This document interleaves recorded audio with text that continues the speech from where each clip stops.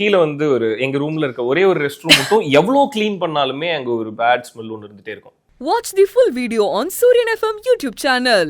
எவ்வளோ கிளீன் பண்ணியிருக்கோம், எவ்வளோ கிளீன் பண்ணாலும் அங்கே ஒரு பேட் ஸ்மெல் இருந்துகிட்டே இருக்கும். இதெல்லாம் தாண்டி எனக்கு வந்து நான் அங்கே போகும்போது 58 கேஜிஸ் இருந்தேன். அந்த ரூம்ல இருந்து வெளில வரும்போது நான் 43 கேஜிஸ். இவ்வளோ ஈஸியா வெயிட் லாஸ் பண்ற அது வெயிட் லாஸ்ன்னு இல்லை, அந்த டைம்ல எனக்கு உடம்பு வந்து என்னால் முடியாம போய் உடம்பு சரியில்லாம போயிடுச்சு. ரொம்ப பேடா அந்த வீட்டில இருந்து ஹாஸ்பிட்டல் போயிட்டு வந்துட்டே இருக்கோம்.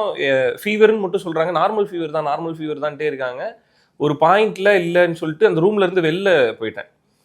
கொஞ்சம் கிளீனா இருக்க இடத்துல இருங்க அப்படின்னு சொல்லி, ஏன்னா என்ன பேச்சுலர் ரூம் ஆப்வியஸா, ஸோ கிளீனா மெயின்டைன் பண்ண முடியலன்றனால வேற எங்கேயாவது இருங்க நாங்கள் இன்னொரு ரூம்ல போயிருந்தேன். நான் அப்படி இருந்துட்டு போய் செக் பண்ணும்போது அங்கிருந்து வெளில வந்து ஒரு 1 வீக்ல என்னன்னு கண்டுபிடிச்சிட்டாங்க.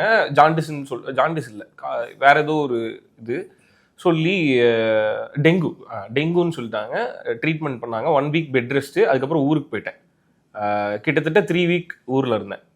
திரும்பி வரும்போது ஃப்ரெஷ்ஷாக வந்தேன். அந்த 3 வாரம் தான் நான் சன் மியூசிக்கில் ஆக்சுவலாக நான் ஷோ பண்ணாமல் இருந்தது. திரும்பி வந்ததுக்கப்புறம் அந்த வீட்டு வெளியில இருந்து பார்த்தா எனக்கு உள்ளர போகிறதுக்கு மனசே வரல, ஒரு மாதிரி பீதி.